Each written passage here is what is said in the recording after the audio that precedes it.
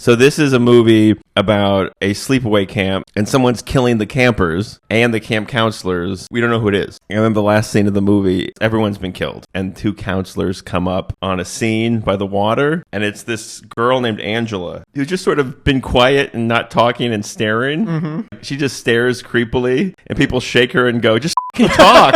What, the whole movie? You creepy bitch.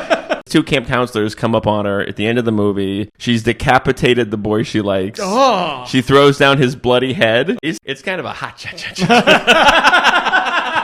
It's kind of like after all of this shit where she murdered everybody, she's kind of doing a, see what I did there? Oh, no. She's kind of doing like the WB frog. And that's the WB. Good night, folks. Drive safe. Thanks for watching. So this movie starts with a boating accident. Oh, no. So there's 2 little kids on a boat. I guess this is at the camp in the past. So then there's a speedboat going around the lake. Mm-hmm. And then this girl's like, come on, let me drive the speedboat. What's the worst that can happen? Mm-hmm. He lets the girl drive the speedboat. They're like teenagers. And then the little girl goes over and pushes her dad out of the boat as a joke. So then they fall in the water. And then the girl driving the speedboat like hits the guy in the face with the speed. They're like, we see a life vest come up, like one of the kids drowned. And then we see the dad float by dead. So, but right before that happens, this guy, I guess he's a gay guy in like little swimsuit, and he comes out and he's like, "Hey, John." And then he gets hit in the face with a speedboat, and then it cuts to the guy's face, and he goes, "Oh, John." We find out later that their dad was in a gay relationship with this other guy. Because we cut to a scene later where the little kids are watching this guy and their dad in bed together, and they're laughing. What? And they're laughing. Ha, ha, ha. Wait, were they just being raised by 2 gay guys? As far as we know, they had 2 gay dads. And every night they just went to their bedroom door and laughed at them. But maybe they were laughing and going, we have such a good home here. Yeah. What happened? Did the other guy just leave? Yeah, wait, what? Maybe he had the trauma of seeing his lover hit in the face with a speedboat. Yeah, that'll do it. Turned him straight.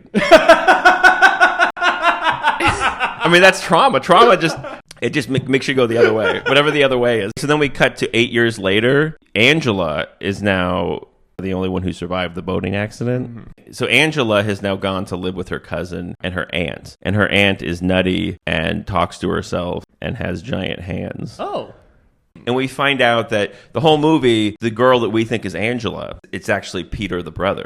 Only the boy survived the boating accident. And the aunt was like, well, I'll just raise you as a girl. So people think it's an anti-trans movie. Uh-huh. It's a movie about a crazy aunt who forces you to be the gender that you're not. Yeah. And then that turns you into a crazy killer. It's the most pro-trans movie ever made. Because it's a movie about how if you're forced to be the gender that you don't think you are, you'll go crazy.